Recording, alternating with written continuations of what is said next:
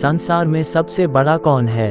एक बार अर्जुन अपने सखा श्री कृष्ण के साथ वन में विहार कर रहे थे। अचानक ही अर्जुन के मन में एक प्रश्न आया और उसने जिज्ञासा के साथ श्री कृष्ण की तरफ देखा। श्री कृष्ण ने मुस्कुराते हुए कहा, हे पार्थ, क्या पूछना चाहते हो? पूछो। अर्जुन ने पूछा, हे माधव, पूरे ब्रह्मांड में सबसे बड़ा कौन है? श्री कृष्ण ने कहा, हे पार्थ, सबसे बड़ी तो धरती ही दिखती है, पर इसे समुद्र ने घेर रखा है, मतलब ये बड़ी नहीं, समुद्र को भी बड़ा नहीं कहा जा सकता।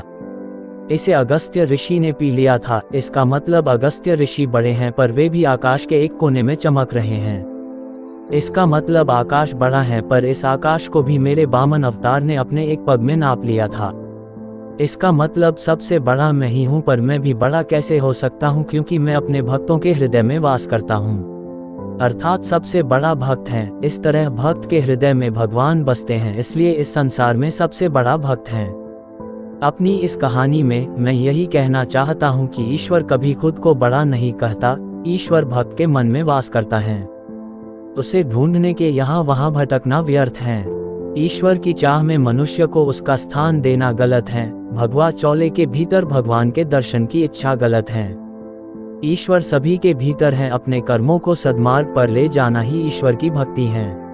उसकी चाह में खुद को धोखा देना ईश्वर को धोखा देने बराबर है।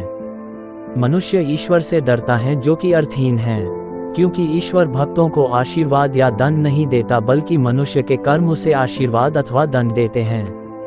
मनुष्य का जीवन उसके कर्मों से तय होता है, ईश्वर मनुष्य का मार्ग नहीं बनाता।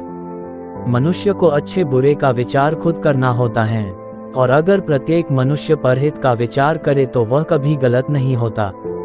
आज के समय में मनुष्य भेड़चाल का हिस्सा होते जा रहे हैं। किसी भी व्यक्ति को संत का चोला पहने देख उसके अंधे भक्त बन जाते हैं।